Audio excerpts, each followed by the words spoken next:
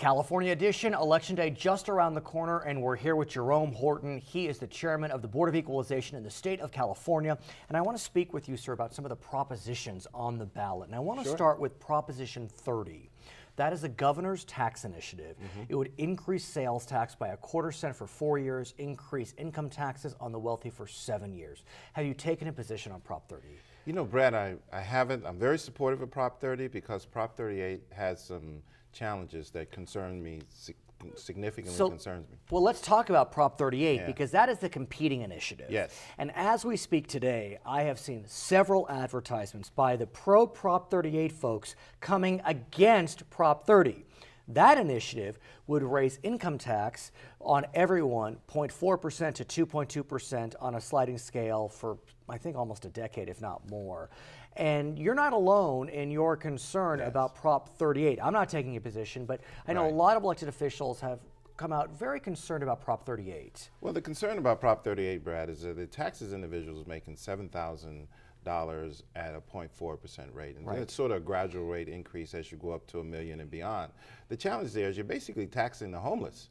I mean, those are individuals that are below the poverty line. They're not making money at this particular time, and it's a real challenge. Those are the individuals we ought to be lifting up and encouraging them through education. Could one argue, though, it's more fair if you're going to tax everyone? Well, I mean, when you talk about fairness and justice and so forth, those of us who have privilege as a result of being a part of this society of freedom, well, we're required to contribute more. And I think there's a lot of fairness and equity in that. If we begin to build up the middle class, and particularly the poor in this case, we have a responsibility to do so. And I understand where you're coming from. I also understand, though, that if you look at the November ballot, you have Prop 38, which deals with taxes. You have Prop 30, which deals with taxes. You have, in Los Angeles County, a quarter of the state, you have an initiative to extend a transportation tax for another 30 years. That's a sales tax. You have the Amazon tax, which just kicked in. You have the fire tax. You have the lumber tax. Tax. Yeah, there's a lot of taxes before us right now. And while Californians, we want to be generous, we want to be able to support our social services and education. Tax. You know, Brad, I think they all go down, to be honest with you, because of that. People are very frustrated these days. And so the initiative process is not the appropriate process to modify the tax code. We really need to look at it intelligently, because let's take the Proposition 30 and 38. Let's say, for example, the income tax goes up. Well, it's not the tax rate, it's the loopholes. Because if the taxes go up, we simply contribute or spend more money on the loopholes. You create another shelter and so forth, and you still pay the same low amount of taxes. But here's the challenge. The challenge is that in California, while we passed an initiative 2 years ago to allow a majority of the legislature to vote on a budget, we still need 2/3 to pass taxes, pass tax increases. And for better or for worse, the Republican Party and its members have refused to vote for any tax increases. Well, where do we go? Where do we go? We recently sought to fix the problem, to allow a majority to pass a tax initiative to deal with the budget issue. But that's the budget issue. They left the budget out. I mean, they left the budget issue out and said it still requires a 2/3 vote. Right. I mean, we have to fix that problem. I mean, when you incrementally begin to address a problem, you're going to open up Pandora's box in other areas. So do you see that happening, though? I mean, you know, Californians may be blue when it comes to social issues, but they're very reticent. I mean, look, we are. Sir, in June, we had an initiative on the ballot to increase tax on cigarettes. We're not in Kentucky. We're not in North Carolina. Yeah, it's California. It failed. It failed. By a squeaker. And it failed. So, well, I think part of the reason some of these initiatives are failing is they have that little, somewhere in the initiative there's a little caveat that has a challenge. Prop 30, for example, which I'm supportive of, compared to Prop 38, it's the best thing out there. However, you know, it's got a provision in it that makes it retroactive. Prop 30. Prop 30 makes it retroactive. So it goes back to the first of the year. If it passes, I understand what you're saying. We will On owe the taxes income back tax. to the first of the year on the income taxes. And then the other challenge is that it does go into the general fund. Right. Now, No, I but happen is that to be a plus? supportive of that. But some I argue think it's great. that's a I think plus. that's the way it should be. Because Prop 38 is a lockbox It's for a education. lockbox. Right. I think it should go in the general fund. I mean, I believe in the democracy, and I believe we ought to allow the elected representatives to be able to make those decisions as we go through the process. But the challenge is, we're not exactly telling the people the truth. I want to shift gears slightly. It may be quite a shift, but I Sure. think it is relevant, and talk about medical marijuana. Oh, if you want to balance the budget, use medical marijuana. Now, I'm not supportive of marijuana being smoked or used by children and so forth and so on, but it's passed. It's the law. We need to implement a tax structure. Brad, currently there's $24 billion in sales of marijuana here in California, both legal and illegal marijuana. California is one of the largest exporters of marijuana throughout the world. So currently, if you walk into a medical marijuana clinic, is it considered a drug and therefore not subject to sales tax? No, it's considered tangible personal property and therefore subject to sales tax because it doesn't qualify for the medical exemption. So are you seeing medical marijuana clinics collect the sales tax and remitting those to the Board of Equalization? They're remitting somewhere around $58 million, but keep in mind, we're talking about a $24 billion industry. So it should be $2.4 billion or $2 billion if you think about $2 billion. if you think about sales tax. Right. So I know that you're hiring folks, for example, with regard to the Amazon tax. We are. So what about hiring some folks to go after the medical marijuana clinics to collect their sales tax? It's not the clinics, Brad. It's the individuals that are growing. You have to establish a structure that licenses the individuals so we can control it there. License the distributors and the retailers and so forth. But it's the retailers that are collecting the sales tax, no? Yeah, but it's the distributors that are distributing it. And so if you control it at the distribution level, you can control it at the retail level. So you put similar to what we did with the excise tax on diesel fuel. When we had the organized crime was going in and selling diesel fuel, we taxed it at the refinery. Oh, that's interesting. And that controlled it. So all the marijuana that's grown in California, we basically put a virtual tag on it. And then we began to track it through the process. So would there also be a sales tax? There would be a prepaid sales tax on that. So you pay it in advance. So we're not raising taxes. You're not raising taxes per se. You're raising revenue by controlling and making sure. I mean, take Las Vegas, for example. Oh, yeah. I mean, illegal killings, murders, and so forth and so on. They made it legal. They controlled it. They squeezed out all the criminals. Are you talking about prostitution? And all the illegal Or are you talking activity. about No, I'm gambling? talking about gambling. I understand. Prostitution is a whole other story. Right, okay. But there is some legal prostitution. Well, it's coming up, That's another conversation. I want to ask you about Prop 32. Yes. On its face, one could argue it seems like a net positive. No contributions from corporations, no contributions from unions, but virtually every editorial board I have read has said that it's not what it presents it to be. The book, don't judge the book by its cover. Yeah, they basically lied, Brad. Prop 32, it's putting on the images as though it's controlling, it's reform as far as election financing and so forth. The reality is the Supreme Court has said, listen, contributions can be funneled into campaigns a number of different ways. So it's not going to stop that process. It's not equitable. Prop 32 is not equitable. It tells individual workers who organize, who come together in order to protect themselves, that they can't do that. Yeah, I mean, as I understand it, it prevents a checkoff for union contributions, and it's supposed to prevent corporations from contributing, but I guess from what I read from the editorial boards, the loopholes for corporations are quite large. The loophole is like a Mack truck. It is extremely large, could drive through the loopholes. And then, you got the Supreme Court issue that allows corporations. Right, Citizens United. Citizens United. So you have a situation where independent expenditures today in these campaigns are spending hundreds of millions of dollars in the campaigns. And there's no control of it at all.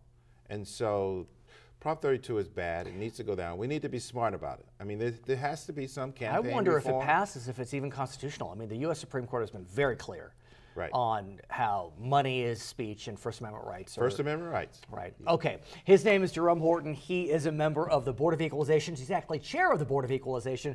Don't forget, Election Day coming up November 6th. Yes. My name is Brad Pomerantz. We'll be right back on California Edition.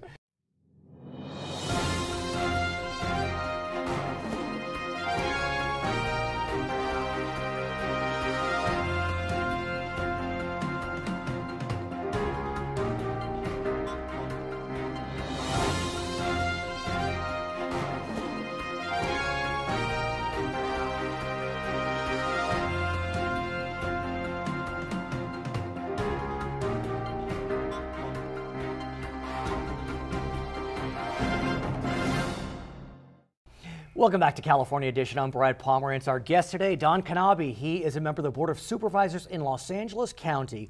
And in Los Angeles County, there is a measure on the ballot. It's known as Measure J. And what it does is it extends the transportation sales tax that was passed by Measure R in 2008 by an additional 30 years. Right. So it's 30 plus 30. 60-year tax. Just keep on taxing. Keep on. It doesn't increase the tax. It extends it. It extends it. You know, my point being is I think it's disingenuous to the voters to do this quickly.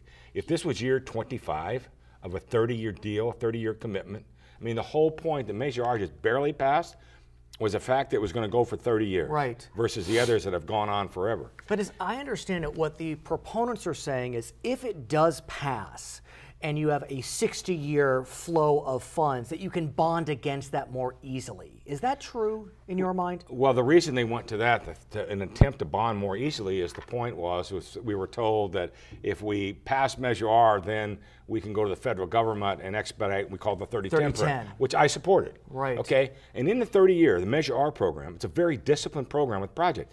But even with the 60 years and this bonding that they're talking about, there's not enough money in it to complete the project. My point being, finish what you start. But we didn't get 30-10. That did not go through because, you know, Republicans right. So we still could have attempted to bond the 30 years. Have we, talk to me, have we bonded against the 30 years? No, we haven't.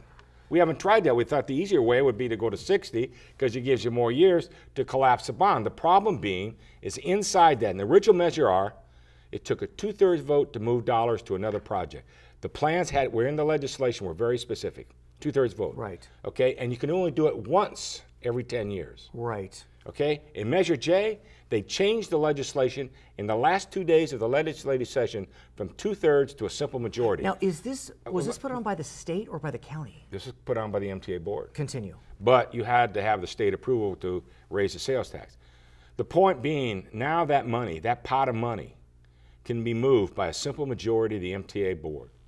All of a sudden, you've lost every bit of discipline that you had for a 30-year plan. Try and finish what we started, okay? And in year 25 or year 24, if we need more money, we can see we've completed. Tell the taxpayers, look we've done this, this, and this with your money.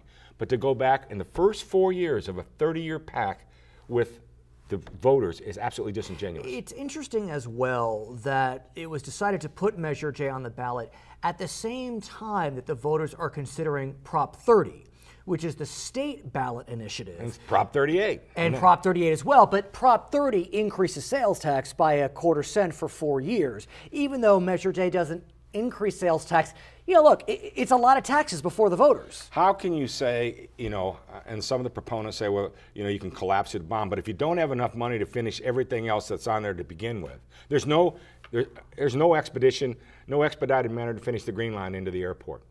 But could there be if you have the additional 30 years and then you can bond? No, because the projects have to be specific, and that's the point. By the extending of Measure J extends it 30 years. All it does is pick other projects. This is a raid on money to finish the subway to the sea. Is that bad, to finish the subway to the sea? Absolutely. This is, look at 88 cities, 10 million residents vote on this. This is not a City of LA ballot measure. No, it's county. Okay? It's a county-wide measure. And yet, majority of the funds are being gone to the subway to the sea, which is not a bad project on its own, but it's not the only one. If you want a regional transportation system, we have to talk about the 710. We have to talk about 710. Those are fighting words. Those three numbers are fighting words. They are. But let's talk about the subway. We got the 2 ports. We got the airport. Right. But it's interesting because if you look at the subway system as it's built out today, it does feel as if that it's, you know, San Gabriel Valley to Long Beach. We haven't seen a lot on the west side. And I use that term very broadly. I mean, we do have the Expo line coming a bit. You know, the run on the money has always been on the west side, and I have nothing against the west side. I always tell people, though, there is life beyond the east side of the 405 freeway. In other words, the raids of money.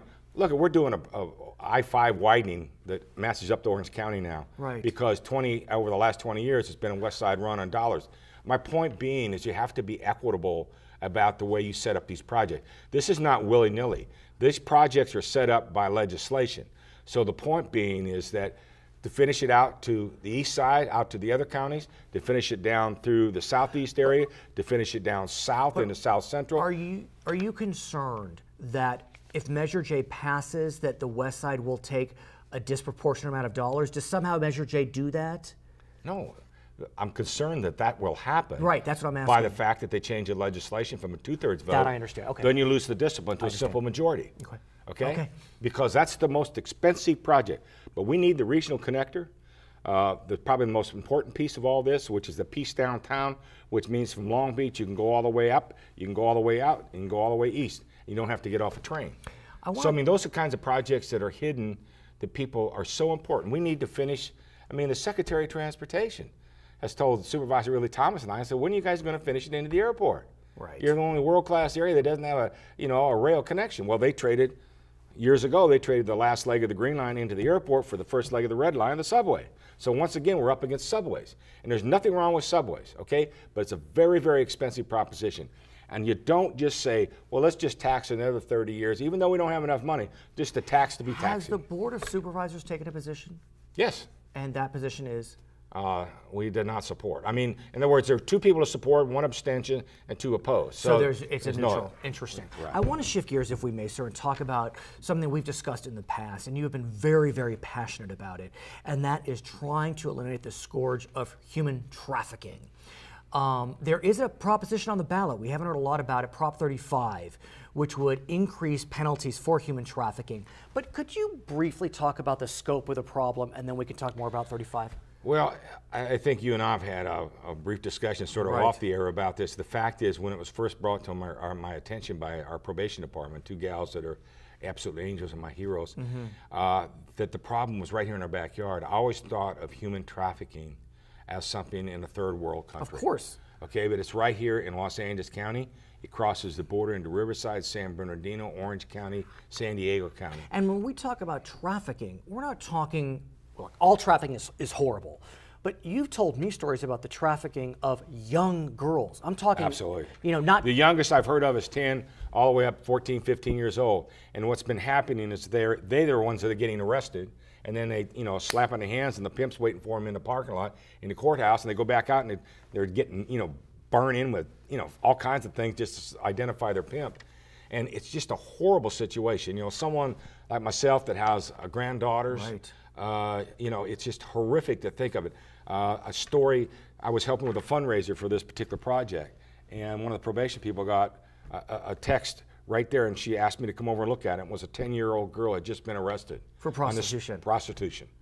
I have a 10-year-old. And the point being is that what we've tried to do is circle them with services. So we've isolated a courtroom so that these young ladies can go in there. You've got the DA, you've got public defender, you've got the judge, you've got the sheriff's department, probation, everybody, so that mental health services, housing, so we can take them out and try to break the cycle. And as I understand it, under Prop 35, part of the fines that would be collected would go to services for victims and toward law enforcement. The fines could be up to $1.5 million.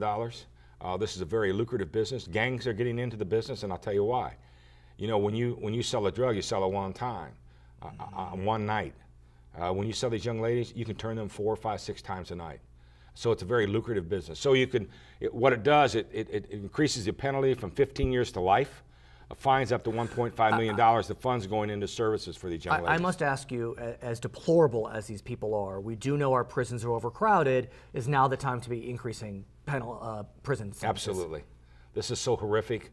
Let somebody out that's a drunk driver. I mean, this is a situation where you can't continue to allow a situation in our own backyard. We're using Metro as an example. We're using MetroLink. We've got brochures out because they're using the public transportation system to move these young ladies.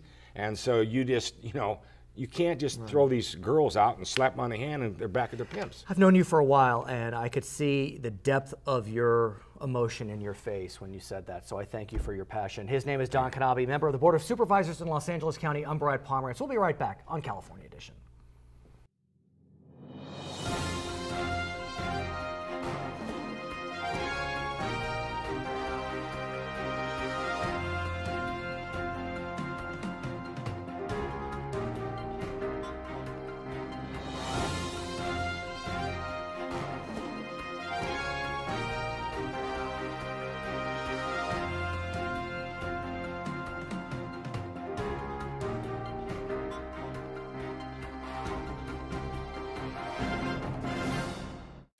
Welcome back to California Edition. I'm Brad Pomerantz. Our guest, Gary DeLong, member of the Long Beach City Council, candidate for the U.S. Congress.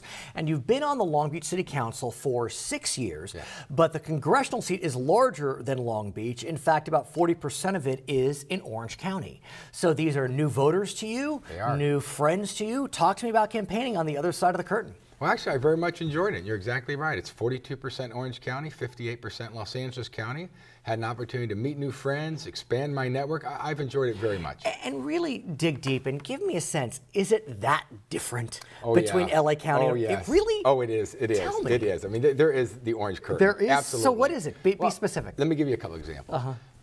Two are, as you know, I'm a Republican, registered Yes. Republican. Yes. And the Long Beach City Council, there's one Republican, me. That would be you. 8 Democrats, Right. Democrat mayor, but which Yes. is good because it's taught me to fine. build consensus, collaborate. Well, now I go into Orange County and 90% of the elected officials Right. are Republicans. It's strange being a majority. Although in that portion of the district, it isn't overwhelmingly Republican. It's not as if 58% of the district is all Democratic because it's in LA County and 42% is all Republican because it's in Orange County. It's overwhelmingly Republican, but it's not overwhelmingly conservative Republican. It's interesting. more moderate Republican. And so how does that play?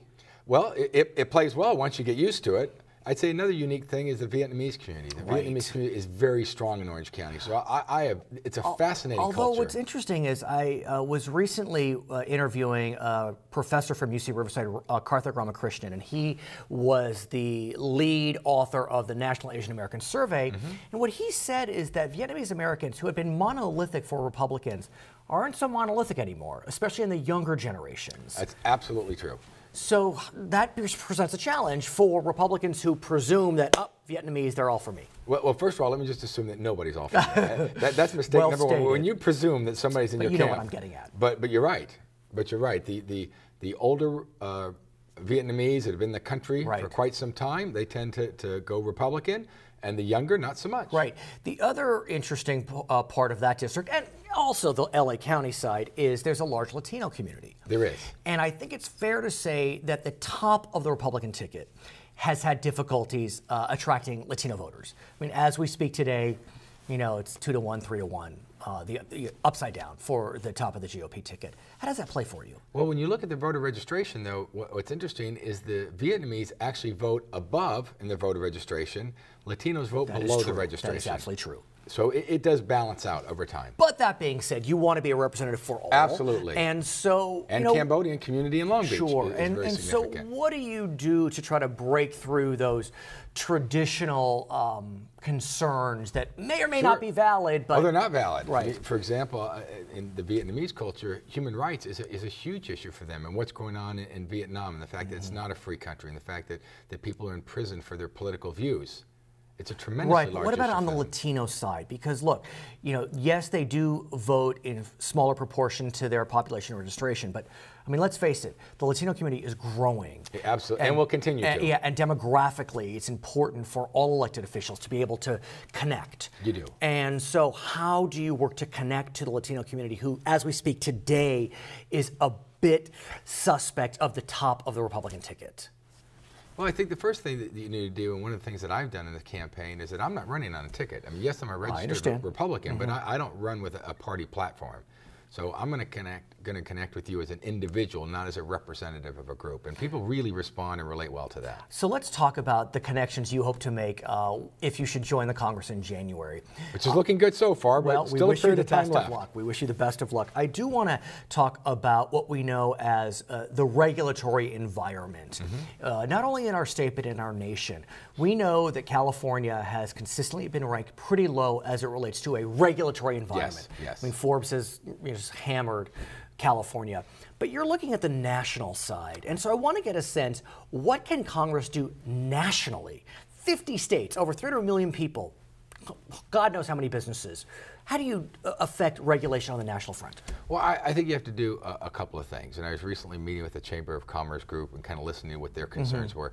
But first of all, I have to go back to kind of what Governor Duke Majan did in California a number of years ago, where he put this panel together and he looked at 50,000 state regulations. And some were perfect and they left them alone. Right. Others need to be tweaked. Some just had to be thrown out. But how much? You have to do it at the federal level. You got to Yeah. look at it and say, why are we driving our jobs offshore. And I'll give you a perfect example. When AT&T and T-Mobile were looking at a merger and the FCC said, well, as part of the deal, we want you to bring some of those call centers back in the States. I think that was the wrong question. We should have said, what is it that we need to change from a policy perspective so that you would want to bring those jobs back in the state? Because if I can get you to bring them back, then Microsoft and Dell and but here's what's interesting. They're going to follow. You know, we look at what's happening in Asia, and we can talk from here to eternity about human rights in China or Thailand or whatever it may be. But we just cannot compete with their labor costs. I mean, but it's not just labor costs. Like, I don't know if you read the book Thomas Friedman, That Used to Be Us. But one of the examples he gives is in a very short period of time, they built a state-of-the-art 2 million square foot convention center, and over that same period of time in Washington, they couldn't get the escalator on the metro working. I hear you. It's like 8 months. I mean, that's not just labor costs. But let's, it's a bureaucracy. It's the rules. It's the regulations. It's so difficult today. But look what happens when they have earthquakes. I mean, the number of people killed in China in the earthquake. And the pollution, and you know, a lot of things that we want to do right. But you want to keep those attributes that we have, but you got to get rid of some of these burdensome regulations. It's killing us. Is it? Forgive me, I'm learning because I feel real up on state regulation and those issues, but how much regulation really is there on the federal level? I've always thought of regulation as more of a state issue. If you look at, I'll say minute, but administrative regulations, certainly they're at state level. But if you look at an EPA, for example, certainly they're making federal regulations. Now, California likes to go further than what we know EPA that, says. yes, we've heard about that, AB 32. Yes, indeed, that's one example. There are many. Right. But there's a lot of regulations that happen on a federal level that we need to look at all those things and see, is the bang worth the buck? Is the benefit worth the cost of the economy? And I would tell you, in 2012, with our economy on our knees, we need to revisit some of those decisions we've made. Is our economy on our knees? Absolutely. Because I do want to really dig into that issue. Look, there is no doubt that it is not 1997 when everything was humming along, or even 2003 when everything was humming along. It's not booming. We'll agree on that. Yeah. But I really do feel as if it's a lot better than 2009. 2010. Ask that college student that graduated 4 years ago and still can't find a job, can measure it with his or her abilities or skill or education. I mean, it's tremendously high. The opportunities aren't there today. I guess why I push you is, so much of reality is perception. And well, if you can't get a job, I will say that's not perception. Well, but look, the jobless rate is down. Vis-a-vis, not 2006, but vis-a-vis 2000. 78.8%, 8%, maybe over 40 months. That's pretty high. California's over 10. We have an unemployment problem. No, I hear you. Again, I hear you. But look, I know you. You're a reasonable guy, and I just wonder if.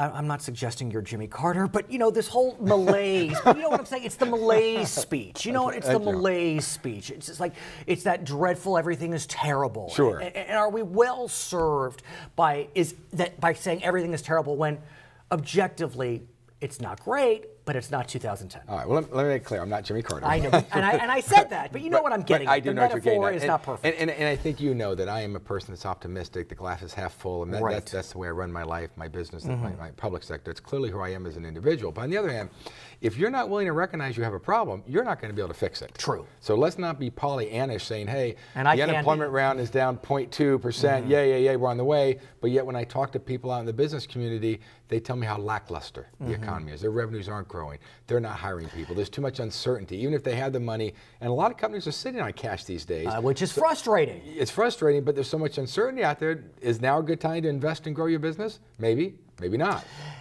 If you're victorious and you get to Washington in January. When, not if. And the speaker, whoever he or she may be, says, what committee do you want to be? Now that's Pollyannish. Yeah, that's Pollyannish. But I'm neutral. And diluted, some might say, but clearly. What committee do you want to be on? If you could pick your committee, what would it be? Well, I want to be on a couple of committees. First of all, pick one. Pick two. Pick two. Transportation and budget.